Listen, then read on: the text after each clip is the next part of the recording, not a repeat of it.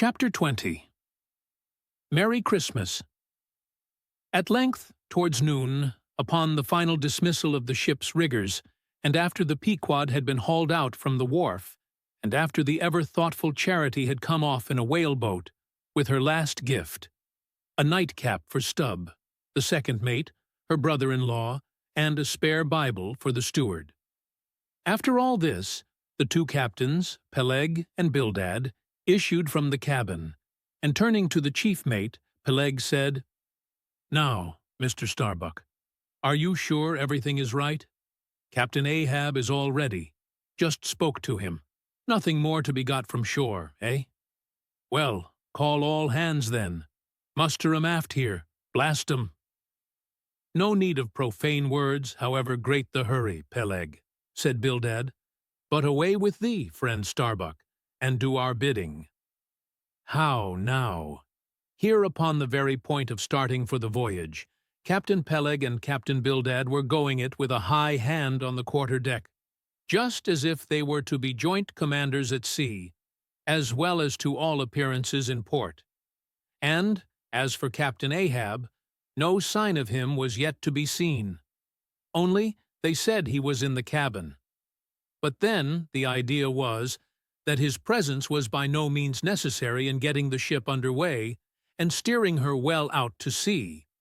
Indeed, as that was not at all his proper business, but the pilot's, and as he was not yet completely recovered, so they said, therefore Captain Ahab stayed below.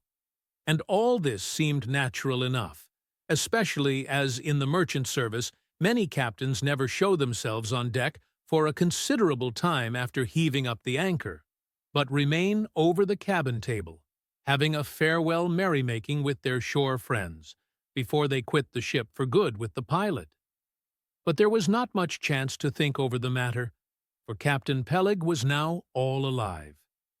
He seemed to do most of the talking and commanding, and not Bildad. "Aft here, ye sons of bachelors," he cried, as the sailors lingered at the mainmast.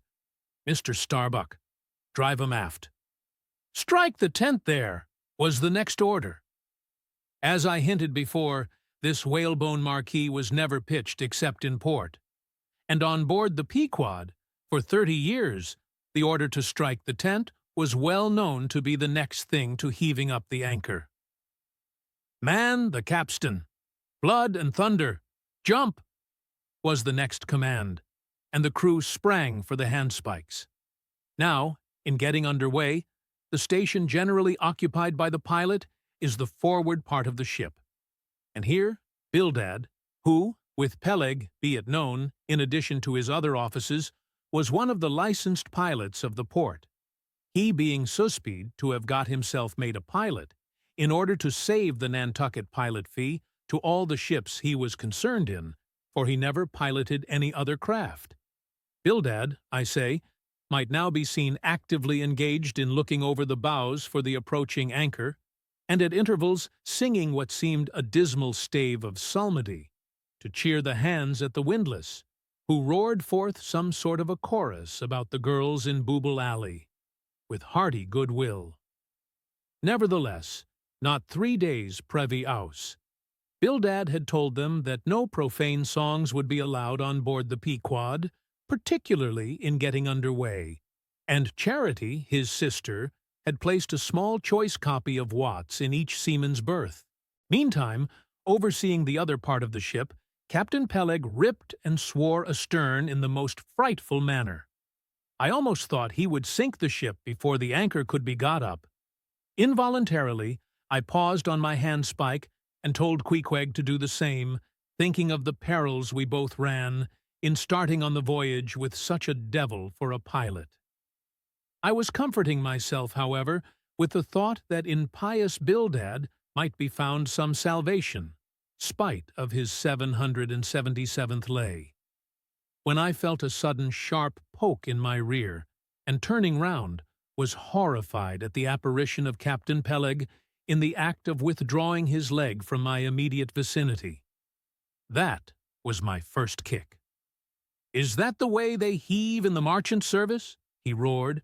"Spring, thou sheephead, Spring, and break thy backbone. Why don't ye spring, I say, all of ye?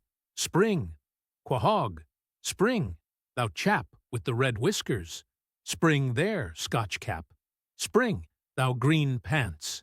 Spring, I say, all of ye, and spring your eyes out. And so saying, he moved along the windlass, here and there using his leg very freely, while imperturbable Bildad kept leading off with his psalmody. Thinks I, Captain Peleg must have been drinking something today. At last, the anchor was up, the sails were set, and off we glided.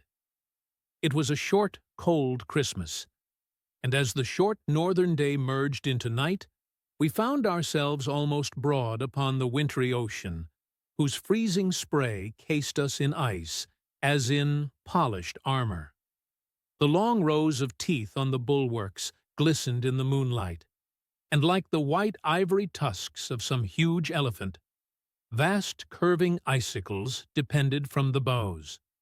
Lank Bildad, as pilot, headed the first watch, and ever and anon, as the old craft deep-dived into the green seas and sent the shivering frost all over her, and the winds howled and the cordage rang, his steady notes were heard.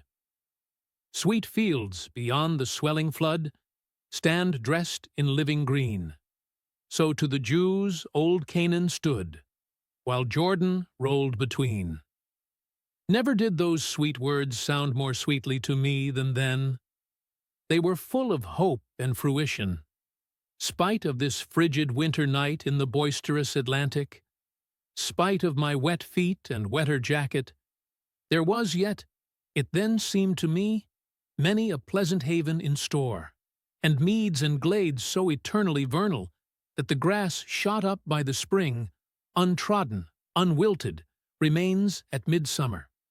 At last we gained such an offing that the two pilots were needed no longer. A stout sailboat that had accompanied us began ranging alongside.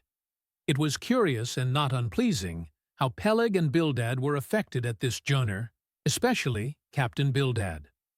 For loath to depart, yet very loath to leave, for good, a ship bound on so long and perilous a voyage, beyond both stormy capes, a ship in which some thousands of his hard-earned dollars were invested, a ship in which an old shipmate sailed as captain, a man almost as old as he, once more starting to encounter all the terrors of the pitiless jaw.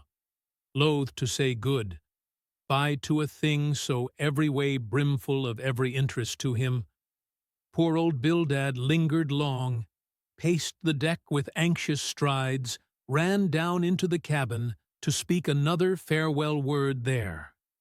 Again came on deck, and looked to windward, looked towards the wide and endless waters only bounded by the far-off unseen eastern continents, looked towards the land, looked aloft, looked right and left, looked everywhere and nowhere, and at last, mechanically coiling a rope upon its pin, convulsively grasped stout Peleg by the hand.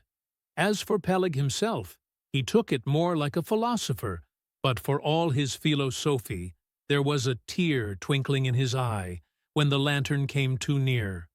And he, too, did not a little run from cabin to deck, now a word below, and now a word with Starbuck, the chief mate. But, at last, he turned to his comrade, with a final sort of look about him. "Captain Bildad, come, old shipmate, we must go. Back the main yard there. Boat ahoy. Stand by to come close alongside now. Careful, careful. Come, Bildad, boy, say your last. Luck to ye, Starbuck. Luck to ye, Mr. Stubb. Luck to ye, Mr. Flask. Goodbye, and good luck to ye all. And this day, 3 years, I'll have a hot supper smoking for ye in old Nantucket. Hurrah, and away." "God bless ye, and have ye in his holy keeping, men," murmured old Bildad, almost incoherently. "I hope you'll have fine weather now, so that Captain Ahab may soon be moving among ye. A pleasant sun is all he needs, and you'll have plenty of them in the tropic voyage ye go." Be careful in the hunt, ye mates. Don't stave the boats needlessly, ye harpooneers. Good white cedar plank is raised full 3% within the year.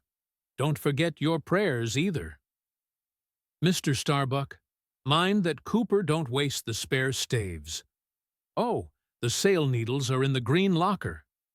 Don't whale it too much a Lord's days, men. But don't miss a fair chance either. That's rejecting heaven's good gifts. Have an eye to the molasses tierce, Mr. Stubb. It was a little leaky, I thought. If ye touch at the islands, Mr. Flask, beware of fornication. Goodbye. Goodbye. Don't keep that cheese too long down in the hold, Mr. Starbuck. It'll spoil. Be careful with the butter. 20 cents the pound it was. And mind ye, if— Come, Captain Bildad.